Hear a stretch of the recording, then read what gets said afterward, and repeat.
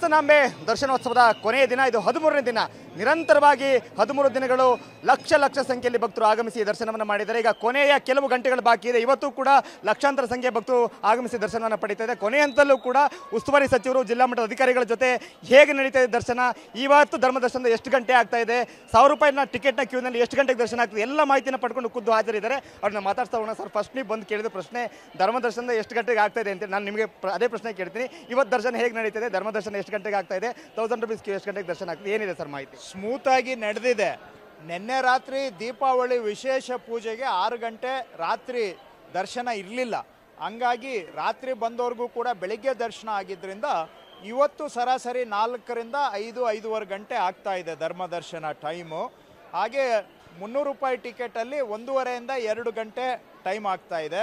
ಇನ್ನು 1000 ರೂಪಾಯಿ ticket almost free flowing ಇದೆ, ಅದರಲ್ಲಿ ಏನು ವೆಯ್ಟಿಂಗ್ ಇಲ್ಲ. ಸೊ ರಾತ್ರಿ 6 ಗಂಟೆ ದೀಪಾವಳಿ ವಿಶೇಷ ಪೂಜೆಗೆ ದೇವಾಲಯ ದರ್ಶನ ಅವಕಾಶ ಇಲ್ಲದೆ ಹೋಗೋದ್ರಿಂದ ಸ್ವಲ್ಪ ಸ್ಪಿಲ್ ಓವರ್ ಆಗಿದೆ. ಎರಡನೇದು, ಇವತ್ತು ಬಂದಿರೋರು ಮೆಜಾರಿಟಿ ಎಲ್ಲ ಹಾಸನ ಜಿಲ್ಲೆಯವರೇ ಇದ್ದಾರೆ, ಕಾಣ್ತಾ ಇದ್ದಾರೆ. ಹೊರ ಜಿಲ್ಲೆಯವರು ಇದ್ದಾರೆ, ಬಟ್ ಮೆಜಾರಿಟಿ ಹಾಸನದವ್ರು ಇದ್ದಾರೆ. ಸೊ ಅವ್ರದ್ದೊಂದು ವಾಡಿಕೆ ಕೊನೆಯ ದಿನ ದರ್ಶನ ಮಾಡಿಕೊಳ್ಳುವಂಥದ್ದು ಸಂತೋಷ. ಈಗ ಕೊನೆಯ ದಿನ ನಾವು ಎಂಟ್ರಿ ಗೇಟು 5 ಗಂಟೆಗೆ ಕ್ಲೋಸ್ ಮಾಡಬೇಕಾಗತ್ತೆ. ಆಮೇಲೆ 7 ಗಂಟೆಗೆ ದರ್ಶನ ನಿಲ್ಲುತ್ತೆ. ದಯವಿಟ್ಟು 5 ಗಂಟೆ ನಂತರ ಬಂದುಬಿಟ್ಟು ಮತ್ತೆ ಅಲ್ಲಿ ಗೇಟ್ ಹತ್ರ ಬಿಡಿ ಅಂತ ಗಲಾಟೆ ಮಾಡೋದು ಸರಿಯಲ್ಲ. ಯಾಕೆಂದರೆ ಇಷ್ಟು ದಿನ ಸಾರ್ವಜನಿಕರಿಗೆ ನಂಬರ್ 1 ಪ್ರಯಾರಿಟಿ, 95% ಕಾಮನ್ ಜನಗಳಿಗೆ ಅವಕಾಶ ಮಾಡಿಕೊಟ್ಟಿದ್ದೇವೆ. ಆಗಿರೋವಾಗ ಅವರು ನಮಗೆ ಸಹಕಾರ ಕೊಡಬೇಕು. 5 ಗಂಟೆ ಆಗೋದ್ಮೇಲೆ ಬಂದುಬಿಟ್ಟು ಬಿಡ್ರಿ ಅಂತ ಅಲ್ಲಿ ಗಲಾಟೆ ಮಾಡಿದರೆ ಅದು ಉದ್ದೇಶಪೂರ್ವಕವಾಗಿ ಮಾಡ್ದಂಗೆ ಆಗುತ್ತೆ. ಆ ರೀತಿ ಯಾರೂ ಮಾಡಬಾರ್ದು. ಇಲ್ಲಿವರೆಗೆ ಎಲ್ಲ ಚೆನ್ನಾಗಿ ಆಗಿದೆ, ಅತ್ಯಂತ ಸುಗಮವಾಗಿ ದರ್ಶನ ನಡೆದಿದೆ. ಇವತ್ತು 5 ಗಂಟೆ ಗೇಟ್ ಕ್ಲೋಸ್ ಆಗುತ್ತೆ. ಮತ್ತು ನಾಳೆ ಸಾರ್ವಜನಿಕರಿಗೆ ಪ್ರವೇಶ ಇರೋದಿಲ್ಲ.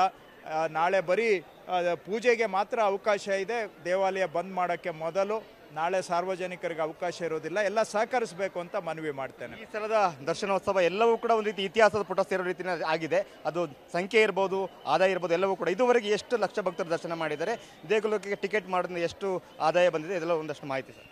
ಹೋದ ವರ್ಷ 17,46,000 ಜನ ದರ್ಶನ ಮಾಡಿದರು. ಈ ವರ್ಷ ಈಗಾಗಲೇ 26 ಲಕ್ಷ ಜನ ದರ್ಶನ ದಾಟಿದೆ. 25ರಿಂದ 26 ಲಕ್ಷ ಫೈನಲ್ ಕೌಂಟು ಸಾಯಂಕಾಲ ಸಿಗುತ್ತೆ.